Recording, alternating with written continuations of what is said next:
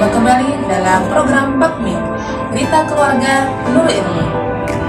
Pada episode kali ini, di studio Nurul Ilmi, kita telah kedatangan seorang narasumber dan tamu istimewa yang tentu saja sudah tidak asing lagi bagi kita semua. Beliau merupakan Ketua Yayasan Nurul Ilmi dan juga Direktur Operasional ISIT Ihsanul Amal Al-Biru. Betul sekali, beliau adalah Ustadz Amiruddin S.Peni. Assalamualaikum Ustaz. Waalaikumsalam. Bagaimana kabarnya Ustaz, sehat? Alhamdulillah sehat. Keluarga juga sehat Ustaz ya? Alhamdulillah sehat. Terima kasih Ustaz sudah bersedia meluangkan waktunya untuk sharing bersama dengan ayah bunda hebat semua. Ya, sama-sama. Memiliki buah hati yang hafiz dan hafizah Al-Quran tentu merupakan dambaan bagi setiap orang tua. Bagaimana tidak? Orang tua yang memiliki anak yang hafiz dan hafizah Al-Quran dijanjikan Allah akan memakai mahkota kehormatan di akhirat kelak. Namun pada prosesnya tentu ada beberapa hal yang harus dipersiapkan. Faktanya masih banyak para orang tua yang kesulitan atau bahkan kebingungan bagaimana mempersiapkan agar buah hatinya menjadi hafiz dan hafizah Al-Quran. Bersama saya Ustazah Eka, inilah Bakmi episode 13 selengkapnya. Baik Ustaz, kita masuk kepada pertanyaan pertama. Istilah tahfiz sebenarnya sudah sangat familiar begitu ya Ustaz ya, bagi kita mungkin juga bagi ayah bunda. Namun ketika dipasangkan dengan untuk anak gitu ya, menjadi tahfiz untuk anak, apakah ada perbedaan definisi dengan tahfiz pada umumnya? Atau mungkin apakah ada perbedaan cakupan antara tahfiz orang dewasa dengan tahfiz untuk anak? Silakan Ustaz. Assalamualaikum warahmatullahi wabarakatuh. Alhamdulillahirrahmanirrahim. Wassalatu wassalamu ala asrofil anbiya'i wal mursalin sayyidina wa maulana Muhammadin wa ala alihi wa sahbihi ajma'in.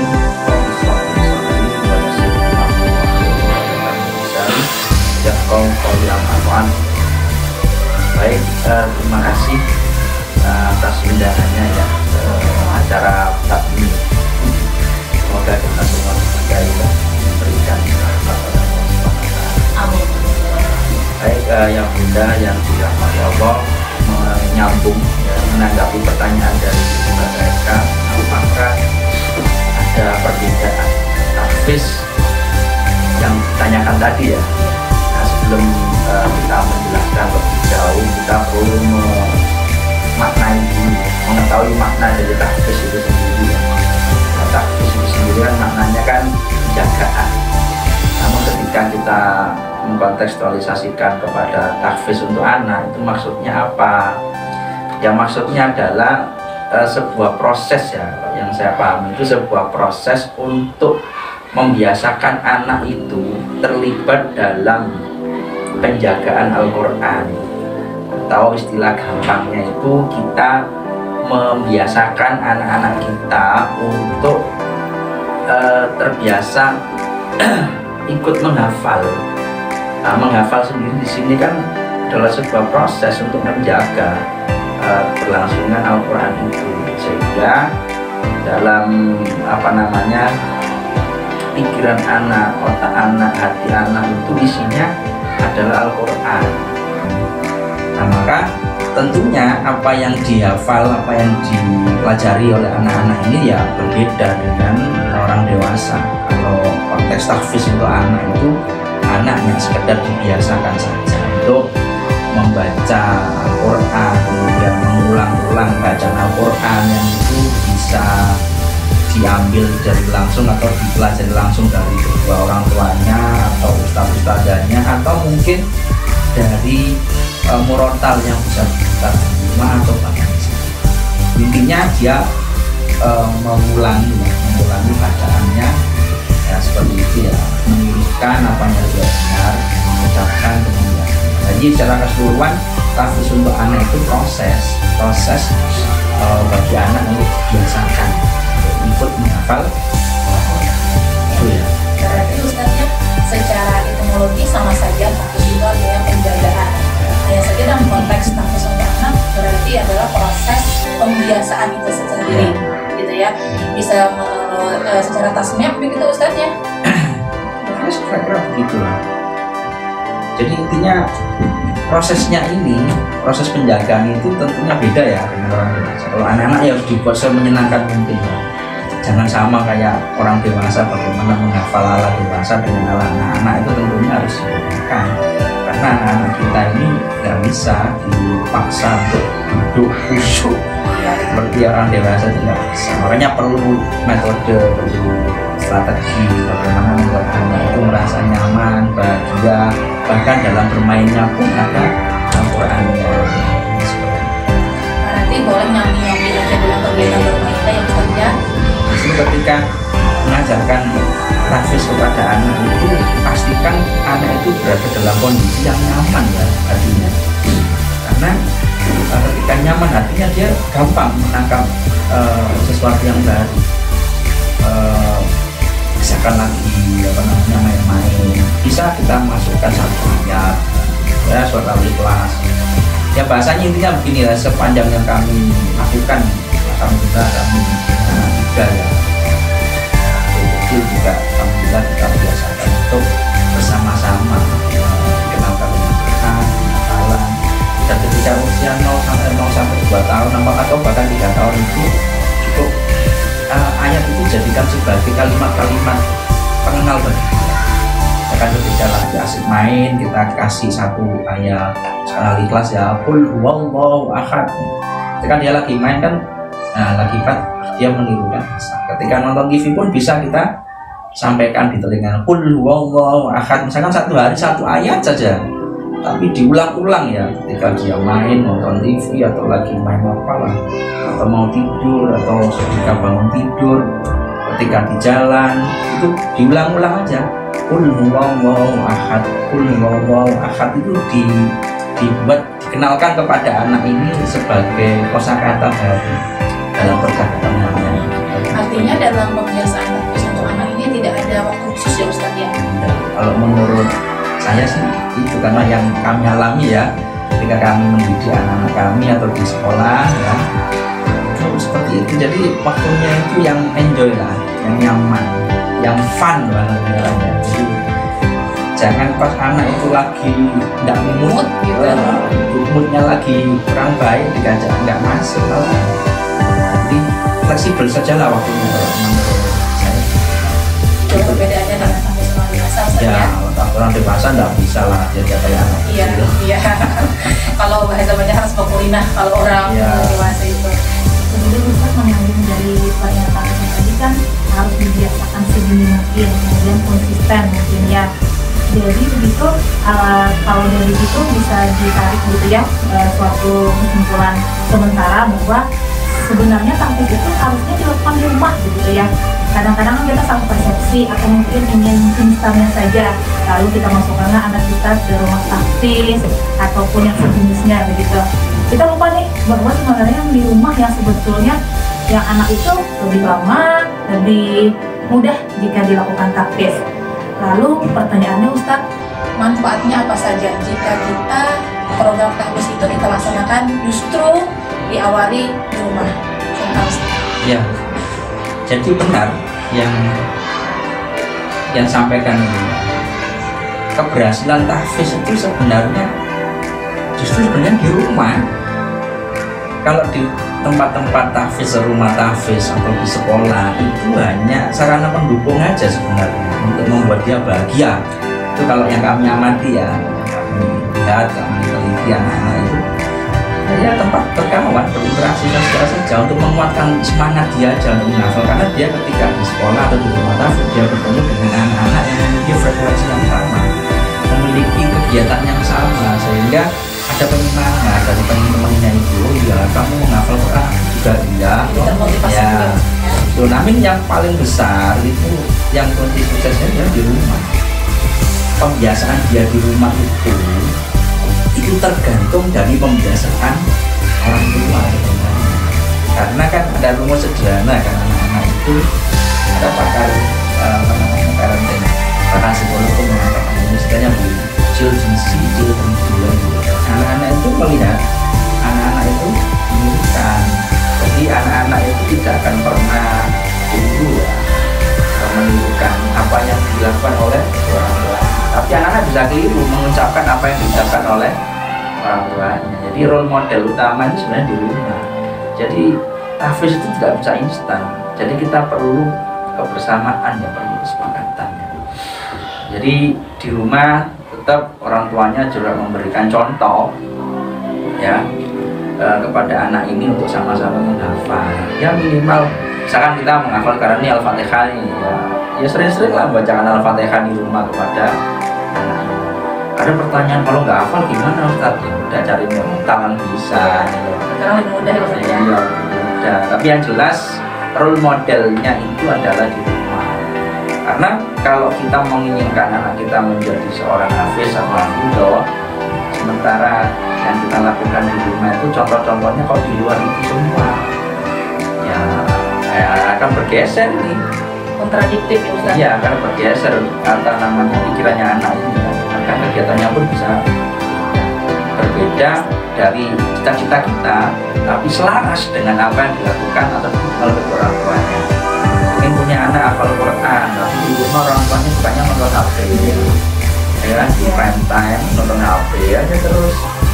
Nah terus kapan yang dilihat anak-anak itu kan, jadi kan nonton HP, akhirnya ya berebut HP pada ujungnya kan tidak ada yang menghafal. Berarti tadi manfaat yang pertama adalah lebih mudah ya Ustaz ya kalau iya, di rumah. Ada manfaat lain lagi? Yang kedua gini ya, manfaat tahfiz bagi anak. Yang jelas Quran itu kan mengatakan Allah begitulah fatma'nu dulu dan pelaku maka akan ditenangkan kepada Allah. Maka dalam konteks tahfiz bagi anak ini sebenarnya kalau diteliti anak-anak yang dalam dadanya itu ada Al-Quran itu cenderung jauh lebih tenang. Emosinya tidak gampang meledak. Ya, nanti bisa diteliti lebih dalam ya. Nanti cari jurnal-jurnal penelitian tentang dampak Al-Quran terhadap emosi anak itu ada yang dibaca.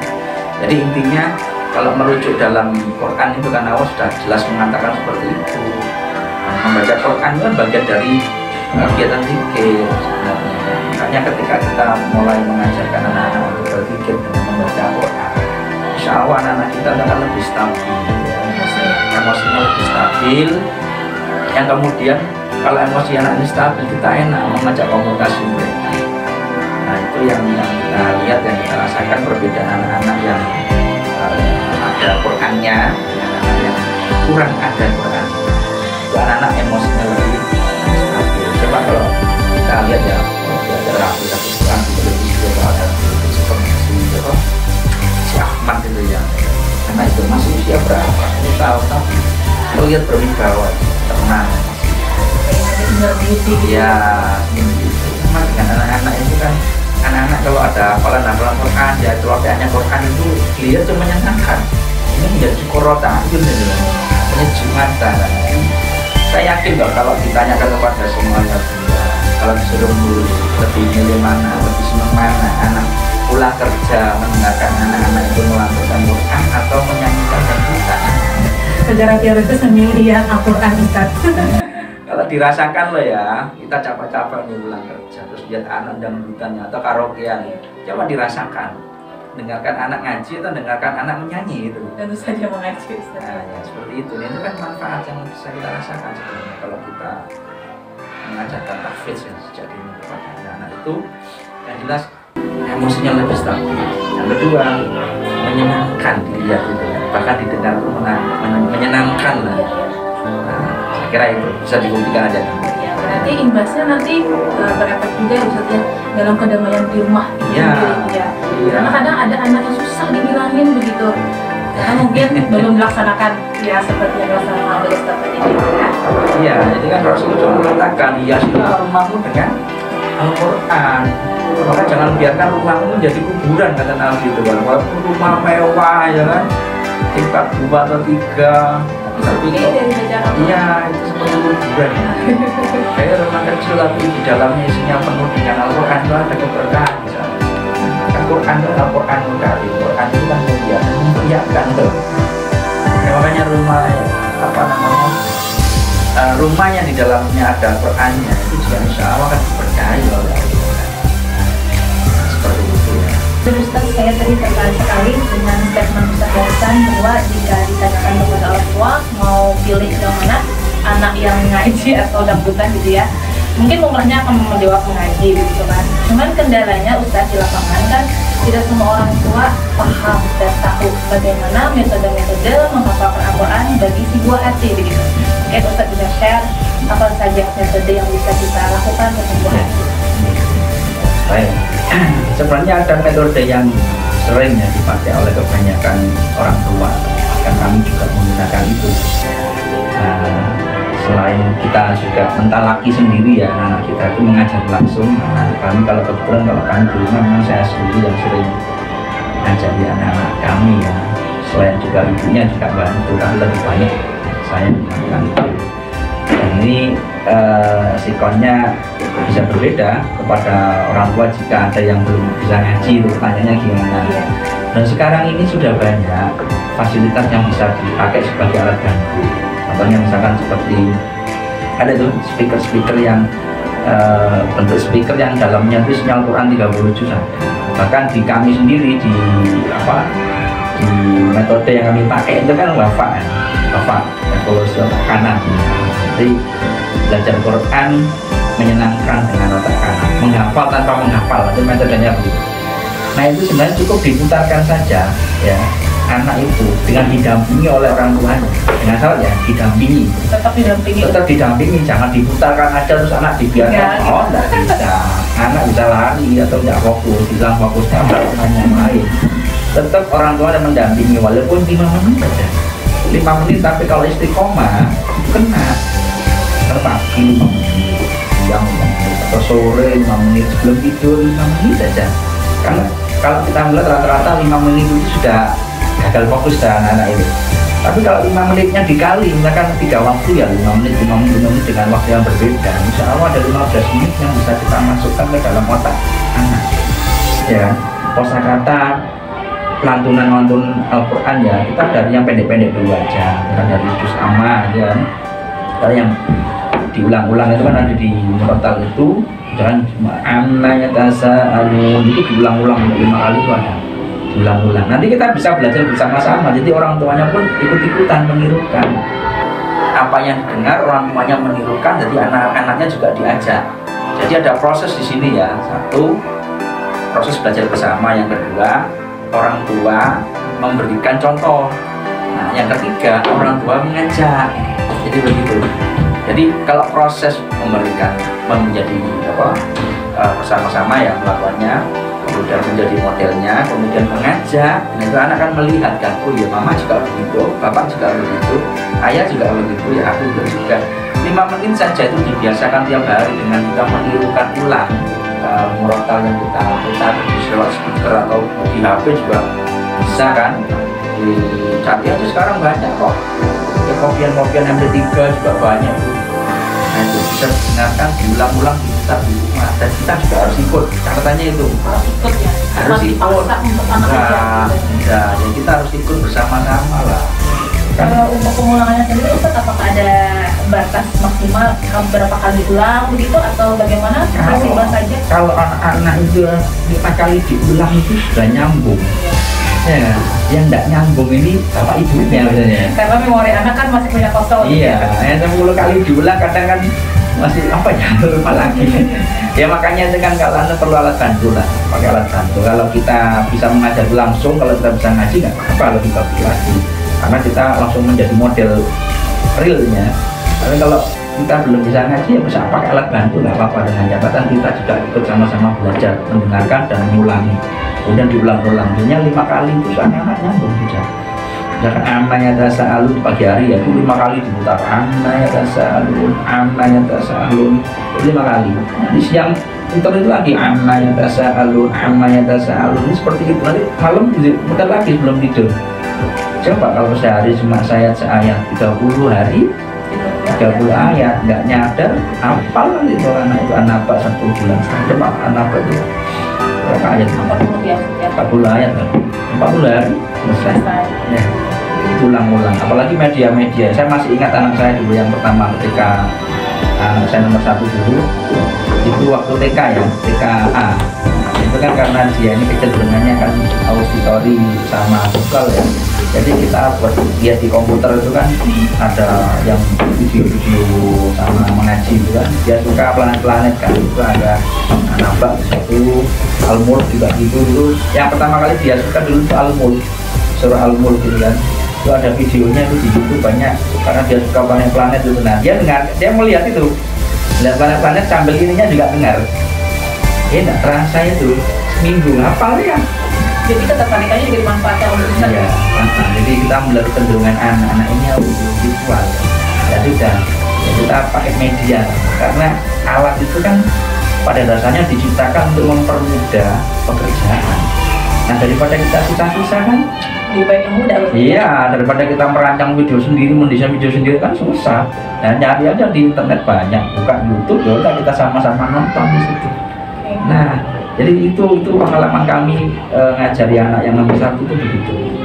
Cenderungannya dia kan audiovisual. Nanti beda anak mungkin beda lagi caranya. Beda. Nah, yang kedua itu cenderungannya visual. Wah, jadi dia harus baca, terus kita ajari langsung. Kalau dengan media kurang tertarik, dia langsung dengan saya waktu dengan atau gambar ya. Nah, yang itu beda lagi yang kedua. Nah yang ketiga ini mirip pada kecenderungan kayak yang nomor 1 tadi. Jadi seperti itu yang kami lakukan dan alhamdulillah dulu TK itu dia sudah tahu apa sudah hafal seperti itu. Dan ya seperti itulah alhamdulillah anak kami yang hafalannya ya alhamdulillah doakan aja selesai 30 jusnya ya. Nah, saya tidak pernah menanti proses ya Ustaz ya. Ya insya Allah begitulah. Jadi walaupun ya paling tidak apa ya kita yang memang harus menjadi model kata kuncinya itu aja, entah itu ayahnya atau ibunya, siapakah di antara keduanya itu yang bisa meluangkan waktu secara bergantian. Gak bisa dilepas walaupun dikirimkan ke rumah tahfiz yang paling hebat pun kalau tidak ada komitmen bersama di rumah, tidak ada kesepakatan, tidak bisa. Dalam konteks rumah yang tahfiz ini apakah juga bisa Ustaz misalkan mendatangkan guru lagi ke rumah gitu, guru tahfiz ke rumah? Nah, jadi begini ya, kalau kami itu alhamdulillah punya prinsip begini, kalau pengen anak ini dapat keberkahan, datangi gurunya. Oh iya, murid yang mendatangi guru. Iya, datangi gurunya, bukan gurunya yang didatangkan ke rumah. Mohon maaf ya, ini kami punya prinsip berbeda. Oh iya. Karena ada cerita kan dulu Imam Ghazali itu diundang oleh kerajaan di Baghdad itu kan, disuruh mengajar kerajaan. Imam Ghazali nggak mau, Allah nggak mau. Jadi ditanya kenapa nggak mau ngajar itu? Imam Ghazali mengatakan bukan nggak mau ngajar ya, tapi alangkah lebih berkahnya kalau dia itu menunjukkan prosesnya, itikadnya untuk belajar. Jadi bukan tidak mau ngajari anak saja, tapi kalau mau dapat keberkahan ya tunjukkan itikad dan proses. Nah dengan niat datang mendatangi gurunya itu kan proses, dia mencari ilmu, mendekati ilmu. Jadi ya mohon maaf dengan cerita itu ya kami ambil pelajaran bahwa memang yang kami rasakan itu lebih nyantol ya, lebih pasnya, lebih afdolnya kita yang mendatangi gurunya, sehingga anak ini kita ajarkan adab sejak kecil bahwa orang yang berilmu itu harus dihormati. Satu, yang kedua, psikis dia, psikologi dia sudah siap belajar. Buktinya apa? Dia sudah siap, ya udah kita antar. Oh iya betul. Ya kan? Nah yang ketiga, dia langsung dapat support dari orang tuanya. Orang tuanya juga semangat ngantar dia. Coba kita lihat konteks di lapangan. Atau mungkin ayah bunda bisa bercerita ya, kalau boleh jujur ya. Kalau kita datangkan ustadz-ustadz ke rumah, satu, apakah anaknya sudah siap belajar? Belum tentu. Belum tentu. Yang kedua, apakah ini prosesnya itu lebih ada proses apa ya? Seperti yang tadi yang kita bandingkan ya, datang dengan didatangi itu beda. Yang butuh itu siapa sebenarnya? Yang butuh dia. Harusnya yang butuh yang datang ya. Yang butuh yang datang. Apalagi masalah Quran. Quran ini mulia. Masa kita yang harus mendatangkan? Kalau saran saya, datangi. Karena ini Quran, karena anda harus memuliakan Quran itu. Ya, Al-Quran itu harus dimuliakan, bukan didatangkan, tapi kita yang mendatang. Jadi kalau zamannya online ini masa ya kita yang telepon, bukan ustadznya yang telepon. Nunggu di telepon. Iya, jadi saya pernah menegur anak-anak kami kan. Ini anaknya SMP sekarang, SMP tadi. Saya nanya, loh mbak, tadi yang telepon itu ustadzahmu atau kamu yang telepon? Ustadzah. Nah, besok lagi kalau mau dapat berkahnya, kamu yang telepon. Jangan ustadzahmu yang telepon, kamu. Nah, ini konteksnya dalam dunia online ya, nah, daring gitu ya. Kamu yang telepon, tapi kamu yang punya itikat, kamu yang punya niat untuk belajar, bukan ustadzahmu yang punya niat untuk ngajari kamu, sementara kamu terlihat tidak ada niat. Jemput bola ya Mas ya. Ya, begitu kan, salah belum nih kan? Iya. Menuntut ilmu, masuk Menuntut ilmu. dituntut ilmu apa menuntut ilmu? Menuntut ilmu ya. Nah, iya benar, kalau menuntut berarti yang mendatangi, bukan didatangi. Kalau datangi berarti dituntut. Iya betul. Kalau dituntut jadi pasti dia nggak siap, Iya betul. bahkan terkejut. Nah itu ya, saya sendiri punya pengalaman pernah jadi guru les. Setelah itu saya nggak mau lagi jadi guru les. Les privat maksudnya Les privat. Iya. Dulu ya pernah, sekali itu nggak mau lagi. Anak saya datang berkali-kali, anaknya masih tidur. Iya, itu kebanyakan yang terjadi Ustaz. Karena belum siap. Iya, berarti yang berproses ini kan saya. Iya. Nah, anaknya kan tidak ada etikat, kelihatannya gitu, masih males-malesan atau bahkan dimarahi orang tuanya. Iya, terpaksa diri. Nah, belajar dengan kondisi tidak bahagia itu akan sulit masuk. Iya, betul sekali. Nah, makanya saran saya Pak Ayah Bunda, ya kalau memang harus untuk Quran, sebaiknya antar anak-anak Ayah Bunda ke rumahnya langsung ustaz atau ustazah yang sudah Demi keberkahan ini ya Pak Ustaz ya. Pertanyaan selanjutnya Ustaz, kita lebih masuk ke tema kita, yaitu rumah yang ramah tahfiz untuk buah hati. Adakah Ustaz kira-kira karakteristiknya rumah yang ramah tahfiz itu seperti apa? Apakah misalkan harus didesain khusus kah atau bagaimana? Kalau didesain khusus sih saya kira enggak ya. Kalau rumah yang ramah tahfiz itu kalau menurut kami ya, jadi nanti orang tua ya Bunda boleh berbeda. Rumah yang di dalamnya senantiasa ada lantunan Al-Quran, tidak setiap saat yang tidak. Ya di jam-jam tertentu yang sudah kita tetapkan, kan habis maghrib, habis subuh, atau mau tidur, atau bangun tidur, nah itu utamakan aja ya kalau siap. Jadi kita bisa melantunkan bunyi-bunyian atau Al-Quran dari MP3 itu juga bisa. Yang ini yang saya akan cerita tentang pengalaman aja ya, lebih nyaman ya. Jadi bukan teori, memang sudah kita praktekkan. Putarkan Al-Quran habis maghrib, putarkan. Selain kita itu ya putarkan. Hal yang kedua, kami memang membiasakan diri di jam-jam tertentu selalu membaca Quran dan di depan anak-anak. Di depan itu sertakan juga. Walaupun tidak disertakan, intinya pokoknya kami akan senantiasa membiasakan membaca Quran di depan anak-anak. Untuk apa tujuannya? Satu, memang sengaja pamer. Pamer untuk di rumah sendiri untuk mengajarkan kebaikan tidak masalah. Yang penting saya bukan pameran di luar. Iya, betul. Pameran untuk anak-anak kami di dalam rumah, karena mereka menanti apa sih yang dilakukan oleh bisa ngomong. Sudah, ini yang dibiasakan membaca Al-Quran biasanya itu waktu sebelum subuh atau setelah subuh atau baca maghrib atau sebelum tidur. Itu kan membiasakan itu di depan anak-anak. Satu. Nah yang kedua, kalaupun bagi orang tua yang belum bisa ngaji misalnya, saran saya satu harus belajar ngaji. Orang tuanya dulu ya. Iya, harus belajar ngaji. Jangan aku nggak bisa ngaji, oh masa ya kalau sekarang nggak bisa ngaji kan bisa belajar juga. Iya. Nah kalau masih belum bisa mengaji ya harus bisa pakai alat bantu. Sering-sering aja yang bisa ceritakan di awal dengan putar di televisi, putarkan yang putar Quran televisi atau di HP juga bisa. Yang intinya itu rumah itu harus senantiasa ada suara lantunan Quran dalam satu hari itu, pagi, siang, malam. Nah itu ya rumah-rumah yang karakteristik rumah yang ramah tahfiz ya.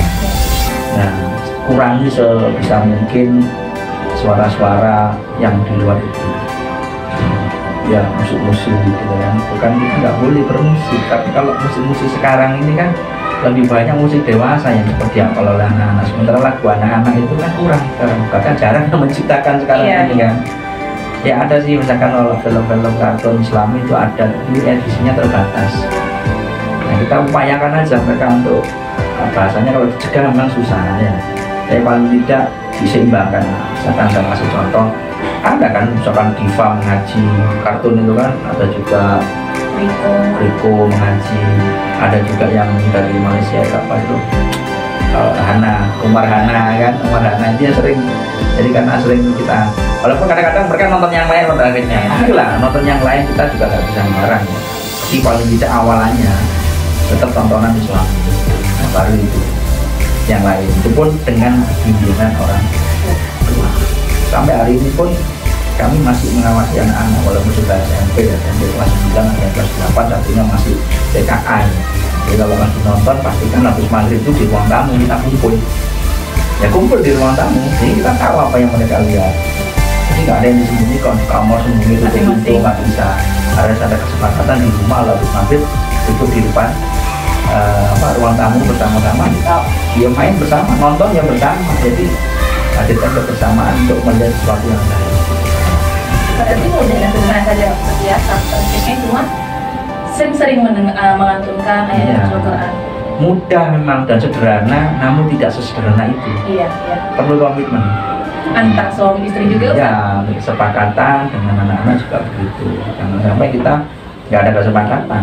Sesibuk apapun ya Ustaz? Iya, sibuk apapun. Kalau ngomong sibuk, semua sibuk. Sibuk. Saya istri kan ya pegawai tuh, dokter di puskesmas, sore buka klinik. Nah, habis maghrib kita harus buat kesepakatan, tidak ada pasien pokoknya di rumah. Sampai sore aja Ustaz ya? Iya, jadi kami pun buat kesepakatan dengan istri. Nah, itu boleh praktek ya jam 3 sampai maghrib saja. Habis maghrib ke atas nggak boleh praktek. Itu hari anak, waktu untuk anak ini. Jadi nuruti sibuk ya sibuk terus, nuruti nyari duit terus. Nah, kapan urusan anak ngurusi orang terus kan itu. Nah, kita pun juga begitu, mulai pagi sudah di lembaga sampai sore kan full day kan. Ya, kadang ya kenal ilmu, ya kadang senang amal. Jadi kan kita mikir, tapi untuk di atas itu punya anak-anak, ya kita harus hadir untuk anak-anak. Habis maghrib dan seterusnya. Di waktu khusus untuk keluarga belajar bersama. Nah, jadi hadirkan Quran di situ, kita sendiri ya bisa membacakan atau kita putar alat bantu yang ada unsur Quran. Itu ya ciri-ciri karakteristik rumah yang ramah tahfiz kalau menurut kami. Kemudian pertanyaan terakhir Ustaz, bagaimana caranya mendirikan rumah yang ramah tahfiz untuk anak? Ciri-cirinya tadi kami sudah jelaskan, mudah secara teoritis. Kemudian prakteknya mendesainnya seperti apa? Nah, ini pendesainnya ya. Yang paling penting ya, ini ada tahapan-tahapannya ya. Yang pertama kita mesti menentukan visi bersama ya di keluarga kita ya. Harus punya visi. Anak ini mau dijadikan apa? Kalau dalam visi itu kita punya kesepakatan ya, anak ini ingin kita jadikan hafiz Quran juz berapa, misalkan kan. Nah, misalkan lulus TK hafal juz amma. Ya sudah, itu visi kita bersama kan, sepakati saja. Di TKA, TKB, TKC nggak ada ya. KB lah, oleh KB, KBIT, TKIT, AB ya. Nah, memang itu ya. Harus punya visi yang jelas, disepakati. Visinya jelas, yang kedua disepakati. Harus ada kesepakatan antara kedua orang tua. Waktunya kapan? Nah, kan gitu kan. Ya tadi kan sudah saya contohkan. Kami biasanya habis maghrib. Itu waktu yang disepakati.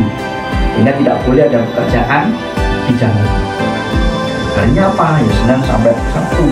Tidak boleh ada pekerjaan lain kecuali membersamai anak. Nanti visinya jelas. Yang pertama, yang kedua ada kesepakatan. Nah, yang ketiga, yang penting juga skill. Nah, ya harus punya kemampuan kita untuk membuat anak kita menjadi hafiz 30 itu bagaimana ya? Tentunya harus belajar. Kuncinya belajar. Iya, belajar. Harus skill kita. Untuk mendapatkan skill kita harus belajar. Belajar kepada siapa? Kepada ahlinya. Ya orang tuanya juga harus belajar. Tidak harus dua-duanya. Pilih salah satu. Misalkan, biasa yang lebih bisa. Oke, untuk urusan agama dan urusan Quran itu biasanya di rumah kami, saya. Nah, kalau untuk urus pelajaran umum, matematika, apa yang lain-lain itu urusannya ibunya. Bagi tugas sudah. Itu bagi tugas. Tapi saya menjelaskan tentang Qurannya, agamanya, bahasa Arab, kadang-kadang begitu kan, itu urusan saya yang harus belajar. Jadi saya belajar, jadi harus ada skill. Nah yang berikutnya harus senantiasa ini istiqomah untuk bersemangat mengajari anak-anak. Harus ada semangat, tidak ada semangat ya loyo. Nah yang berikutnya terakhir itu kan harus ada namanya ini gerakan yang istiqomah. Gerakan yang istiqomah ini penting. Kita sudah punya visi, punya kesepakatan, kemudian punya ilmunya, ya, kemudian pemanfaatan sumber daya yang ada kan, kemudian ada penyemangat sudah, kemudian kita lakukan secara terus menerus, insya Allah ya bisa sukses. Tapi kalau tidak ada urutan-urutan itu, ya bisa ya tidak jadi. Seakan-akan kita visinya yang nggak ada, bingung kita mau apa, nggak terarah dirinya, nggak terarah. Visi itu kan ibaratnya kita nih sudah tahu apa yang akan kita lakukan di masa depan. Ibaratnya kita sudah menentukan roadmapnya lah, jalan menuju ke sana itu apa ya, di visi itu apa visinya. Kalau nggak punya visi ya bingung jadi. Nah kalau nggak punya skill gimana? Ya, kayak perang penuh pedang ya. Iya, jadi tidak bisa, itu impossible. Jadi tahapan-tahapannya itu ya, kalau menurut kami itu cara mendesain rumah yang ramah tahfiz. Itu bahasanya ini memang abstrak ya, tahapan-tahapan ini. Tinggal kalau kita mendesain secara fisik, saya kira nggak terlalu membutuhkan hal-hal yang khusus lah kalau fisik itu. Saya kira dimanapun kita bisa kok belajar, yang penting ada alat. Alat itu kan masuk di sumber daya tadi. Sumber daya itu bisa dimanfaatkan untuk alat. Makanya ada visi, ada kesepakatan, ada ilmu, ada sumber daya, ada semangat, dan yang terakhir lakukan secara istiqomah terus menerus. Jadi tahapan-tahapannya itu ya, yang ada 5 tahapan tentunya. Itu yang harus kita lakukan. Kalau nggak ada itu ya nggak bisa, salah satunya nggak ada gitu ya Ustaz. Harus komplit begitu. Iya, kayak kesepakatan ini kan, kayak kesepakatan. Visi ada ya, jelas ya, sepakat. Sekarang ada kesepakatan nggak? Bila nggak ada, yang terjadi lah sabotase nanti. Iya, sabotase. Iya kan? Yang satu kemana ya? Ya, ini bapaknya semangat ngajari tahfiz, mamanya TikTokan. Nah, misalkan itu, ya kan secara tidak langsung dia mamanya ini melakukan sabotase terhadap kegiatan yang visi yang sudah kita tetapkan tadi kan. Ya kan dia bingung anaknya ini, aku itu juga ngaji kan suruh TikTokan kan gitu kan. Nah ini kan nggak ada kesepakatan, yang terjadi adalah sabotase nanti. Walaupun tidak ada niat untuk mensabotase, tapi dengan menunjukkan gerakan di depan anak begitu, itu namanya kan mensabotase waktu anak belajar ngaji. Tidak jadi dia, gagal fokus, halpok kata anak sekarang itu kan. Nah itu ya, kalau tidak ada visi orang bingung, tidak ada kesepakatan terjadilah sabotase. Nggak ada ilmunya, jadi akan terjadi penurunan. Jadi apa? Penurunan apa? Semangatnya menurun kan, nggak bingung. Tidak ada sumber daya, tidak ada ilmu, kebingungan juga, nggak bisa. Kalau sudah lengkap semua tidak dilakukan terus menerus, jangan mengharapkan perubahan. Kan begitu. Jangan berharap anak menjadi hafiz juz 30 lulus TK kalau kita tidak ada proses-proses tadi, ya kan? Saya ulangi karena harus ada visi yang jelas, kemudian yang kedua disepakati ya, kemudian harus punya ilmunya kan. Skillnya harus ada, kemudian memanfaatkan sumber daya yang bisa dimanfaatkan kemudian harus ada penyemangat ya, kemudian dilakukan secara terus menerus. Nah, insya Allah harapannya visinya menjadikan anak-anak lulus TK IT Nurul Ilmi ya, hafal juz 30, insya Allah bisa terkabul. Begitu. Nah kalau sudah ada desain begitu ya, desain di rumah sudah bagus. Nah, carikan sekarang supportingnya sistemnya ya. Apa itu ya? Cari lingkungan yang selaras dengan yang visi kita tadi. Apa lingkungan itu? Bisa lingkungan sekolah kan? Betul. Nah, carilah sekolah yang di situ juga banyak mengajarkan ilmu Quran, mengajari Quran sejak dini. Dan saya kira di TKIT atau di PAUD Nurul Ilmi ini sudah menjadi sekolah yang sekolah pelopor ya. Sekolah pelopor di Amuntas sejak 2004 itu sudah berdiri, sekolah yang mampu menggabungkan antara kurikulum pemerintah dengan kurikulum kekhasan dari Nurul Ilmi itu sendiri. Salah satunya adalah mengajarkan ilmu Quran sejak dini kepada anak-anak itu ya.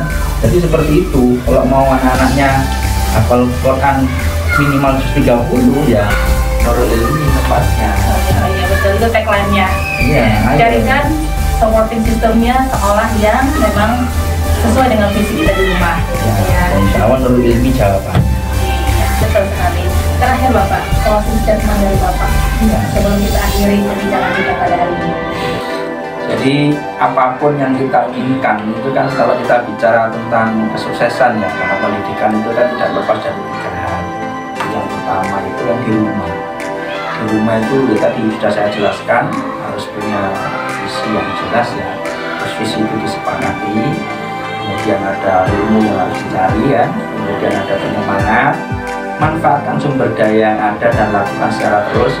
Terus yang pertama di rumah juga harus ada desain seperti itu. Nah yang kedua adalah lingkungan.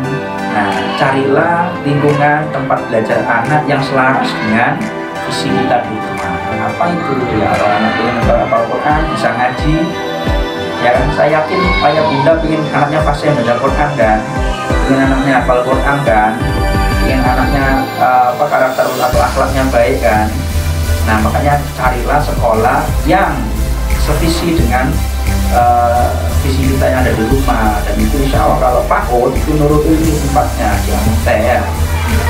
Nah, Jawabannya hanya ada di PAUD gitu. ya, dan yang terakhir adalah teman itu mengaruhi juga. Makanya teman untuk anak bermain kita itu ya sebisa mungkin carikan anak-anak yang sefrekuensi. Nah seperti itu. Jadi kata kuncinya di sebelah 3 trilogi pendidikan, di rumah, kemudian di lingkungan sekolah ya, kemudian lingkungan dia bermain dengan teman-temannya. Dan kalau untuk ya cari yang pokoknya yang sevisi lah, maksudnya selaras dengan visi kita di rumah. Kalau sekolahan ya saya mau ngajak ayah bunda semua ya Nurul Ilmi tempatnya kalau untuk PAUD. Nah kalau lanjutannya kemana ya, ada SDIT Ihsanul Amal, kalau SMP-nya ya SMPIT Ihsanul Amal. Saya kira itu ya. Alhamdulillah kalau di HSU ya insya Allah sudah tersedia sekolah-sekolah yang memang Ya. Alhamdulillah menarik sekali pembahasan kita pada hari ini bersama dengan Ustadz Tambudir. Namun kita terbatas waktu Ustadz. Terima kasih atas sharing ilmu dan pengalamannya terhadap kita semua. Semoga kita semua dapat mengamalkannya, mengikuti jejak Ustadz untuk menjadi orang tua yang sukses dunia akhirat. Nah ya bunda, ya tiba saatnya di penghujung acara Bakmi episode 13 pada hari ini. Saya selaku pembawa acara mohon maaf jika terdapat kesalahan maupun kekeliruan. Terus tonton channel Nurul Ilmi Amuntai. Insya Allah akan ada banyak tema-tema menarik lainnya pada episode selanjutnya. Akhir kata, wassalamualaikum warahmatullahi wabarakatuh. Nurul Ilmi Amuntai, sekolah pilihan untuk anak usia dini.